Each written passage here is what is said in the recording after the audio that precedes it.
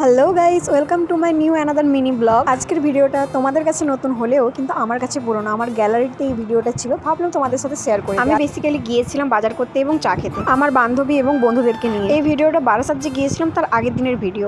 তো আমরা বাজার করতে গিয়েছিলাম, তখন দেখছি যে কালী পুজোর জন্য অনেক প্যান্ডেল কমপ্লিট হয়ে গেছে, আবার অনেক প্যান্ডেল ইনকমপ্লিট আছে। তার জন্য কিছু প্যান্ডেল আমরা সেই সময় দেখেই নিলাম। কিছু কিছু প্যান্ডেল কমপ্লিট হয়ে গেছিলো, সেটাই তোমাদের সাথে শেয়ার করছে। যেগুলো কমপ্লিট হয়নি বা আমরা ঢুকতে পারিনি, সেটা তোমাদের শুধু প্যান্ডেল দিয়ে ছেড়ে দিচ্ছি। ইনি হলেন মমতাদি। ইনি আমার থেকে বয়সে অনেক বড়, তাই আমি উনিকে মমতাদি বলে ডাকি। মাঝে মধ্যে তুই তুকারি হয়ে যায়, কারণ কি ওনার সাথে আমাকে হিন্দিতে কথা বলতে হয়। উনি এখানকার না, উনি হচ্ছে নন বেঙ্গল। বেসিক্যালি আমি বাজার করতে গিয়েছিলাম নোনা চন্দনপুকুর। তো আস্তে আস্তে হেঁটে হেঁটে আস্তে আস্তে যে প্যান্ডেলগুলো দেখলাম, এই প্যান্ডেলগুলোর জায়গার নাম আমি ঠিকঠাক মতো জানি না, তাই তোমাদের সাথে শেয়ার করতে পারছি না। কিন্তু যেইটুকু আমি প্যান্ডেলটা শেয়ার করতে পারছি সেটা তোমাদের সাথে শেয়ার করলাম। এই দেখো, এই প্যান্ডেলটার টাইমে যখন ঢুকছে তখন লাইট অন অফ, মানে লাইটটা হয়তো চেক করছিল, লাইট অফ হয়ে গিয়েছিলো। তো যেইটুকু আলোতে আমি ভিডিও করেছি সেটাই তোমাদের সাথে শেয়ার করেছি।